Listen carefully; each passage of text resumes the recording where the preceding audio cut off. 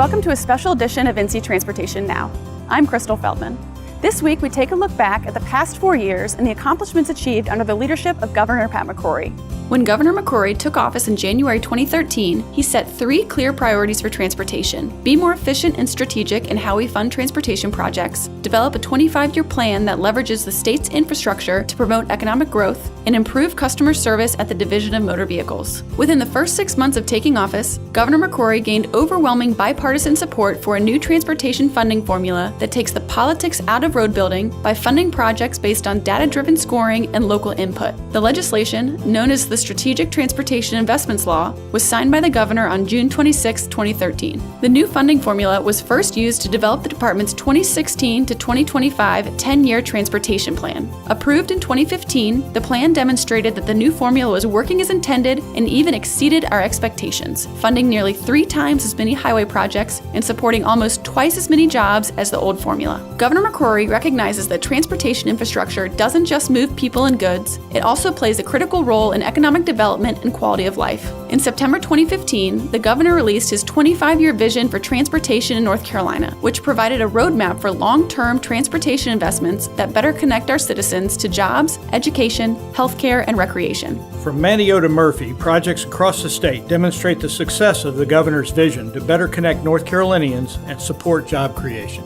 CSX's Carolina Connector, a major intermodal rail terminal, is a shining example. The project site selection in Edgecombe County was due in part to the allocation of $100 million in state funding for rail improvements at the site through the new transportation funding formula. Announced in July 2016, this critical infrastructure project will bring jobs and economic opportunity to eastern North Carolina and position the state as a leader in enhanced freight movement. Now, this is all part of our 25-year NC Connect plan. We always said it's not just about roads, it's also about rail and the ports. No city or town can stand on an island by itself. We must connect.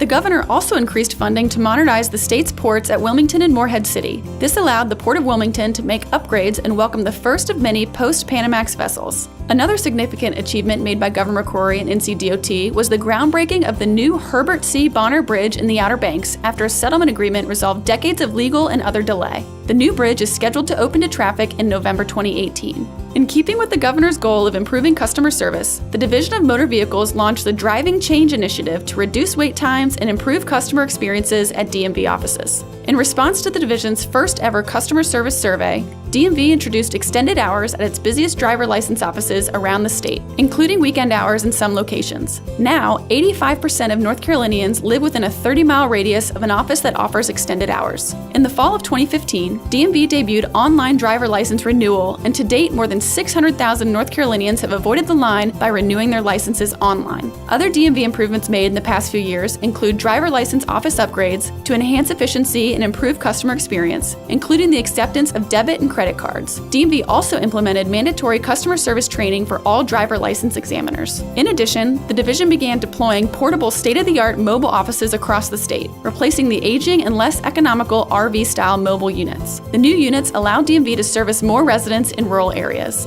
While Governor McCrory's vision and leadership have profoundly enhanced how we fund and prioritize projects, none of these accomplishments could have been possible without NCDOT's talented and dedicated team of employees. Their unwavering commitment to providing safe, seamless modes of transportation is best highlighted when service is disrupted. Whether it's because of a hurricane, snow and ice, or other natural disaster, our team rises to the challenge to clear debris, make repairs, and help citizens recover. North Carolina has endured a number of such disasters over the past 4 years. Most recently, Hurricane Matthew brought unprecedented flooding and damage to parts of central and eastern North Carolina, washing out roads and bridges and devastating communities. Despite damage to some of their own homes, NCDOT crews braved the storm and its effects to keep our citizens safe, sometimes putting their own lives at risk to save stranded motorists. While complex repairs will take longer, most of the damaged roads were quickly repaired and reopened to traffic. Under Governor McCrory, we've taken the politics out of transportation planning, improved customer service at the DMV, and celebrated long-awaited milestones that move North Carolina forward. Investments made over the past 4 years provide the foundation for continued economic growth and better quality of life for all North Carolinians. That's all for this week's edition of NC Transportation Now. As always, stay connected with us through Facebook and Twitter. That's at NCDOT.